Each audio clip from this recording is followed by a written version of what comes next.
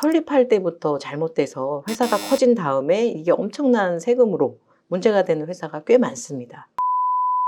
본점을 둘 경우에는 취등록세도 3배나 높고요. 국가에서 지원하는 많은 혜택에서 제외되는 경우가 많기 때문에. 안녕하세요.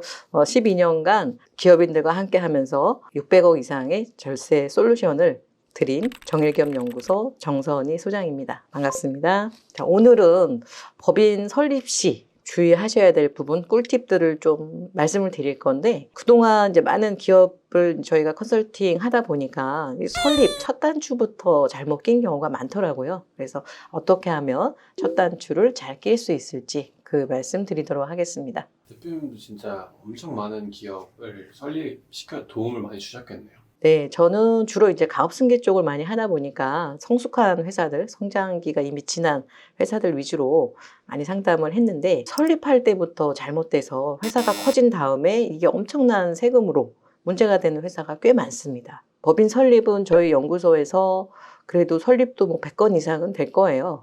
기업의 가장 큰 스폰은 그 국가예요. 국가가 스폰을 해줘야 되는데 잘못 설립한 회사들은 아무 도움 못 받아요. 그래서 새로 재창업, 신규 창업도 한 100건 이상 진행을 했었죠. 법인 설립하는 데 있어 필요한 첫 번째 절차는 무엇인가요? 법인은 말 그대로 이제 주식회사잖아요. 그러니까 이제 주주들이 있어야 되고요. 그러면 이 주주인들을 보통 처음 주주인들을 발기인이라고 합니다. 회사의 투자자, 발기인이 필요하고요. 그리고 회사를 운영할 임원이 필요하겠죠. 2000년부터는 이게 좀 법이 변경되면서 1인 발기인도 가능합니다. 즉 1인 주주도 가능하다는 거예요. 예전에 그 3인 이상, 7인 이상 기준이 있었거든요. 그것이 바뀐 지가 벌써 20년이 넘었는데도 인지하지 못하시고 3명이 있어야 되나? 그래서 실제 주주가 아닌 이름만 빌려다가 설립을 하시는 경우도 있으신데, 이것은 나중에 회사가 커지면 아주 위험한 일이 되기 때문에 반드시 실질 주주로만 설립을 하셔야죠. 법인을 설립할 때 고려해야 할 또 다른 사항들은 어떤 것들이 있을까요? 법인은 이제 주식회사니까 일단은 자본금이 있어야 되고요. 두 번째는 당연히 회사의 이름이 있어야겠죠. 다음은 본점 소재지를 어디로 할 것이냐. 또 이게 굉장히 중요한데, 본점을 둘 경우에는 취등록세도 3배나 높고요. 국가에서 지원하는 많은 혜택에서 제외되는 경우가 많기 때문에 본점 소재지도 굉장히 중요하다고 보셔야 될 것 같습니다. 자, 마지막으로 사업 목적인데요.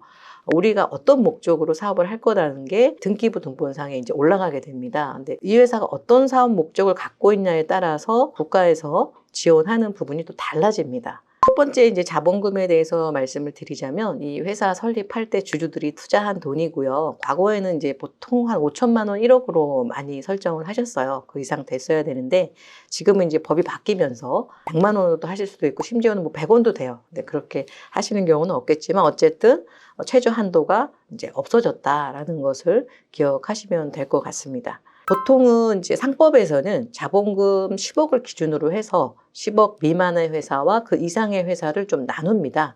그래서 10억 전까지는 뭐 임원의 제한도 없어요. 1인 주주, 1인 임원도 상관이 없습니다. 그러나 이제 10억이 넘어가게 되면은 이사회 구성을 해야 된다거나 이런 좀 요건들이 있기 때문에 그 기준은 좀 알아두시는 게 좋을 것 같습니다. 자본금을 너무 적게 설정하면 불이익을 얻는 경우도 있다고 하던데 맞나요?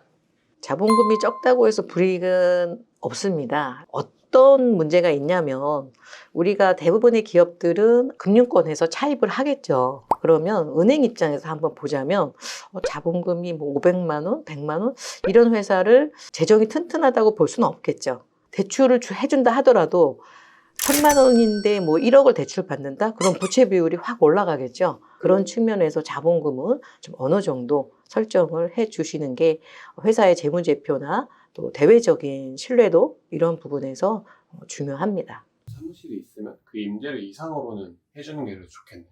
네, 그러니까 자본금이 묶여 있는 돈이 아니에요. 처음에 투자를 했으면 그 자본금으로 사무실도 임대를 하고 사무실에 필요한 것들을 다 바로 쓸 거기 때문에, 뭐 어떤 회사가 설립을 했는데 아무것도 투자가 없이 할 수 있는 회사는 없잖아요. 그래서 그런 부분 감안하셔서 자본금 설정을 하시면 됩니다. 그러니까 회사 상호는 뭐 제한이 크게는 없는데, 상호 자체가 공기업으로 좀 인식이 된다거나 아니면 또 금융기관으로 인식이 될 만한 그런 상호들은 대부분 이제 반려가 되는 경우가 많습니다. 그래서 이런 상호는 좀 지양하시는 게 좋고요. 뭐 한글 숫자, 영문 다 가로 안에 해서 기재는 가능합니다. 근데 100% 영문은 현재는 이제 우리나라에서는 거의 사용은 안 하고 있습니다. 한 시, 한 구역 안에서는 동일 상호는 쓸 수가 없게 돼 있기 때문에 처음 법인 설립을 하실 때 상호를 지으실 때는 인터넷 등기소 가면은 상호 조회가 다 됩니다. 지역별로. 거기서 좀 조회를 해보시고 중복되지 않는 상호로 하시는 게 좋고요. 막상 등기하러 갔는데 이게 안 된다 하면 또 번거로우시니까 미리 좀 조회를 하셔서 중복되지 않는 상호를 준비하시는 게 좋을 것 같습니다. 본점 소재지는 소재지마다 또 혜택이 다르기 때문에 중요하고요. 요새는 또 이제 1인 기업이 많다 보니까 자택을 사업장으로 하시는 경우도 있습니다. 물론 가능합니다. 단 업종에 따라서는 좀 자택이 제한을 받는 경우도 있겠죠. 예를 들면 뭐 제조라든지 이런 기반 시설이 많아야 되는 업종은 당연히 자택에서는 하기 어려울 거고요. 주소가 중요한 이유는 과밀 억제 권역이냐 그렇지 않느냐에 따라서 나중에 받을 수 있는 세제 혜택이 전혀 달라져요. 비과밀에다가 설립할 수 있는데 이걸 몰라서 과밀에다가 설립을 했다. 이렇게 되면 추후에 그런 세제 혜택에서 혜택을 받을 수 없기 때문에 처음 설립할 때부터 얘가 과밀이냐 비과밀이냐 이런 부분도 좀 체크를 하셔서 본점 소재지를 두실 필요가 있을 것 같습니다. 자, 사업 목적이 뭐 이 회사에 가장 중요하겠죠. 어떤 목적으로 회사를 경영할 거냐.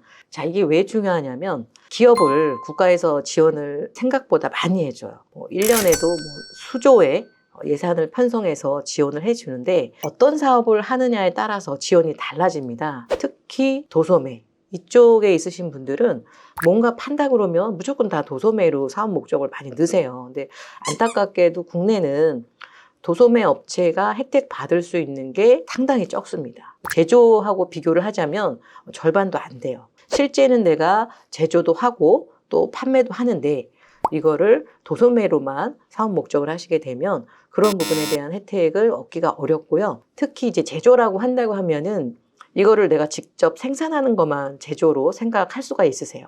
그런데 기획제조라는 게 있습니다. 애플이나 나이키에서 물건을 직접 제조하느냐? 네, 그렇지 않죠. 기획제조를 하죠. 그런데 나이키도 제조고 애플도 제조회사입니다. 그런데 우리 중소기업 대표님들은 이런 정보가 없다 보니까 맞는데도 불구하고 내가 공장이 없으니까 나는 제조가 아니야. 나는 도소매야. 이렇게 생각들을 많이 하세요. 법인 설립을 하실 때 전문가와 꼭 상담을 하시고 제대로 된 설립을 하셨으면 좋겠어요.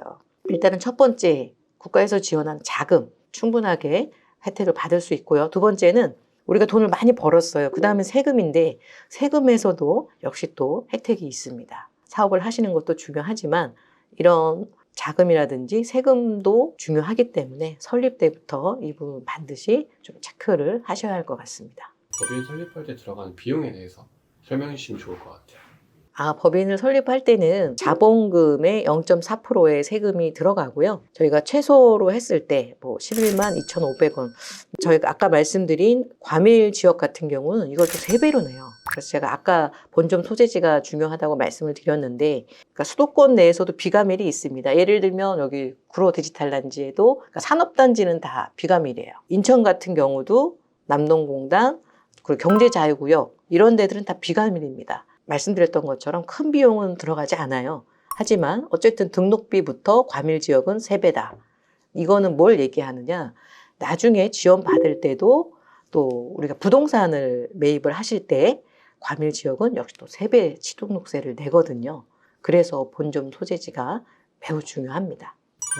그럼 개인 사업자 법인 설립 간의 비용 차이는 혹시 있을까요? 개인 사업자는 비용이 들지 않습니다. 네, 개인 사업자는 그냥 홈택스에 들어가서 간단하게 하시면 되고요. 자본금이 없기 때문에 근데 법인은 자본금이 들어가고 이거에 따라서 자본 대비 아까 0.4%, 과밀 지역은 1.2%의 세금이 들어갑니다. 그럼에도 이제 법인을 내는 이유가 있다면 뭘까요? 가장 큰 차이는 개인 사업자는 말 그대로 투자자가 없는 거예요. 내가 혼자 사업을 하고 1년에 한 번씩 그 이익에 대해서 세금을 냅니다. 그래서 결산이 1년으로 종결이 되고요.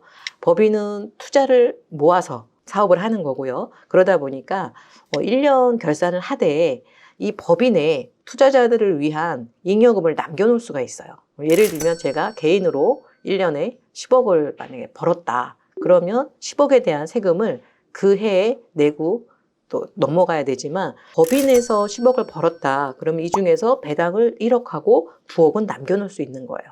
그래서 이 9억에 대해서는 추후에 배당을 해도 되고 아니면 자본 거래를 통해서 또 개인화할 수도 있기 때문에 좀 다양하게 활용할 수 있다는 장점이 있고요. 그리고 또 하나는 대외적인 신뢰도 이런 부분도 있고요. 또 국가에서 지원을 할 때 또 개인 사업자는 또 해당이 안 되는 경우가 있어요. 그런 차이가 있다는 점을 좀 기억하시면 될 것 같습니다. 세율은 개인 사업자 같은 경우는 6에서 45%잖아요. 그런데 이제 법인세 자체는 요번에 이제 세법이 바뀌어서 1%가 낮춰져서 9%에서 이제 19%입니다. 단순하게 개인과 법인의 세율은 법인이 훨씬 낮은 거는 맞습니다.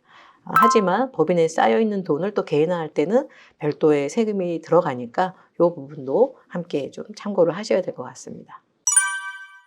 자, 오늘은 법인 설립에 대해서 말씀을 드렸는데요. 총 4가지를 짚어드렸죠. 자본금, 그다음에 회사 상호, 본점 소재지, 그리고 사업 목적 이렇게 4가지를 좀 짚어봤습니다. 모든 게 다 중요하지만 궁극적으로 사업을 한다는 거는 돈을 벌기 위해서 하는 거잖아요. 그래서 본점 소재지 도 중요하고요. 특히 사업 목적, 더 많은 지원을 받을 수 있는 사업군이 있기 때문에 이 부분 좀 참고하셔서 법인 설립에 활용하시면 추후에 도움이 많이 되지 않을까 싶습니다. 감사합니다.